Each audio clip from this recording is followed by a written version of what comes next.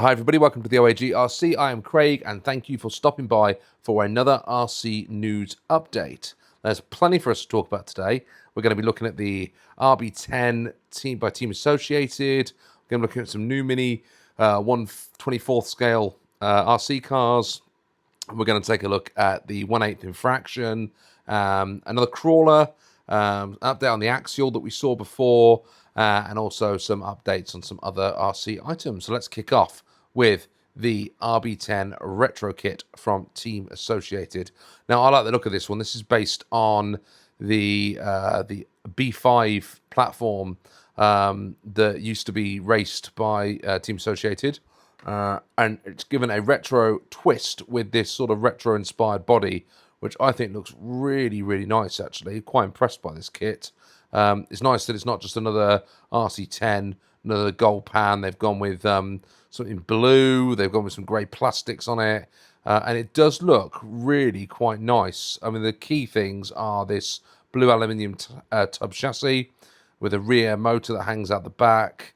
It's got aluminium nose front plate. It's got some big ball shocks, nice retro wing, hex dish wheels, which look great. They called it the Viper body. I think the Viper body looks great. Aluminium, there's a big ball coilover shock absorbers, CVA drive shafts, staff transmissions in there, the B5 of the B5. It looks like a really, really interesting bit of kit. And I've been quite impressed, actually, from what I've seen so far. It's quite expensive. Well, no, it's quite expensive in the UK. In the US, it comes in at $300. In the UK, Motorsport's got it listed up for $285, which I thought was slightly more expensive. The RB10 RTR kit, which comes with transmitters and all sorts of other stuff, you can pick those up for about $220. So I think if that had been around $250, I think that would have been a really good price for this. We'll see whether the price moves a little bit once it comes out, but I do think it is a nice bit of kit. And it's nice to see Team Associated doing something that's not just another RC10. I'm just going to scroll down the pictures here, see if there's anything else. There's some better shots there of the buggy, some different angles.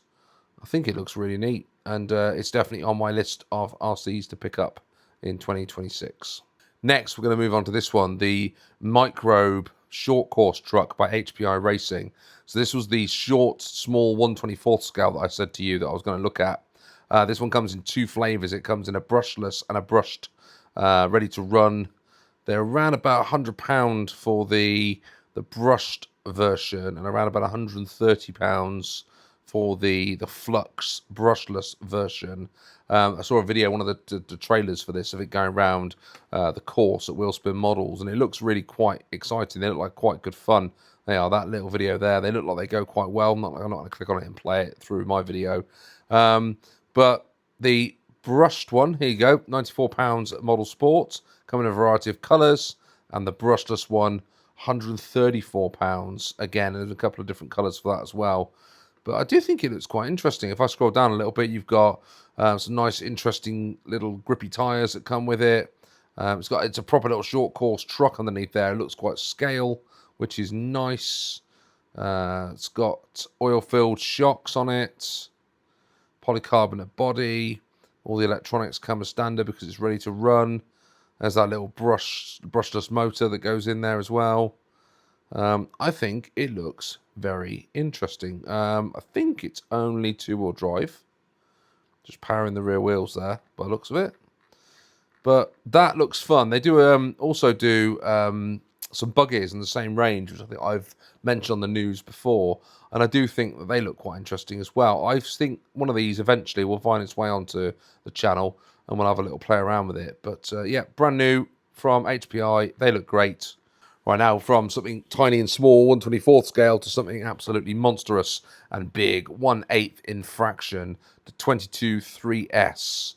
This looks really interesting. Now, I have not really been into this sort of RC, not really dabbled into this side of the RC world before, mainly because I tend to like running off-road cars.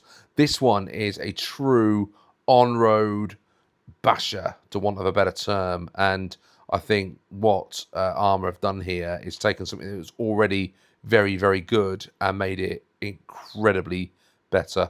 So this has got a 65 mile an hour claim out of the box on on 3S, which sounds absolutely fantastic.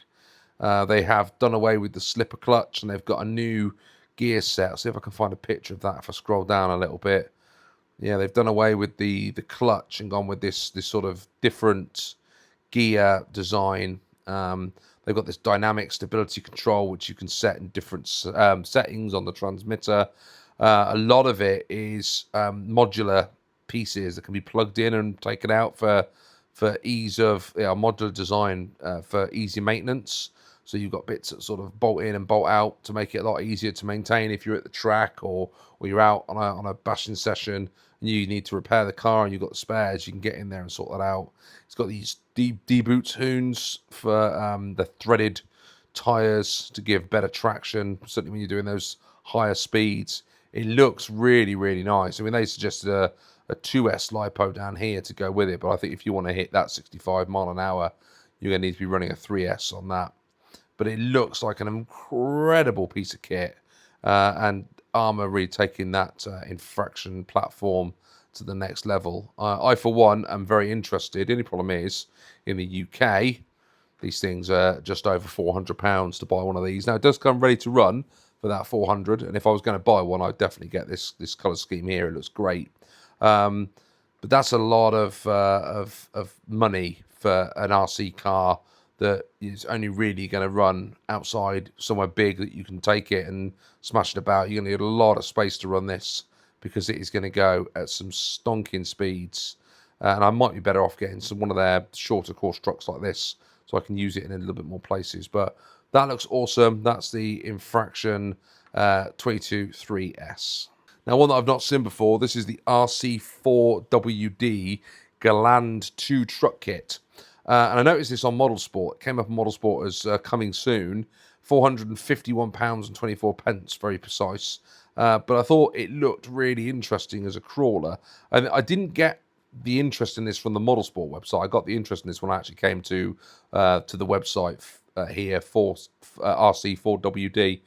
And scrolling down here, you'll see that what we've got is a truck. It's a full kit, so you get the body, the chassis kit, and everything all included. But it's got so much on it. It's properly packed up. You've got single-speed transmission. You've got a transfer case, four-wheel drive. It's got port axles. It is looking like the business. And I thought it looked really, really interesting as a kit that you can build. And the body looked quite detailed as well. It looks like almost like a Defender, I suppose, doesn't it? I don't know if it is actually a licensed Defender or not. That's just a truck. It's almost like a cross between a Defender and a Jeep. But I thought it looked really interesting. But at £400, it does feel like it could be certainly out of my price range. I don't know anything about this model, but I liked the detail, like the aluminium casing around the gearboxes.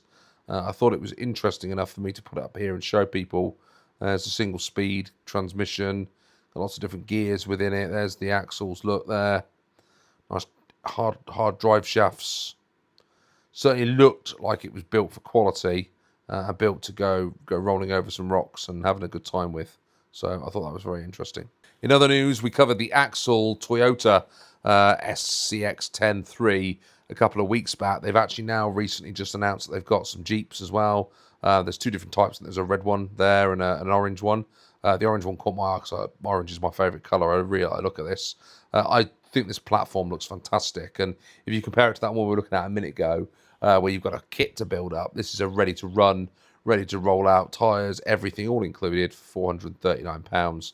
And it certainly looked super capable when we looked at this model a couple of weeks ago. It's got a nice detailed interior.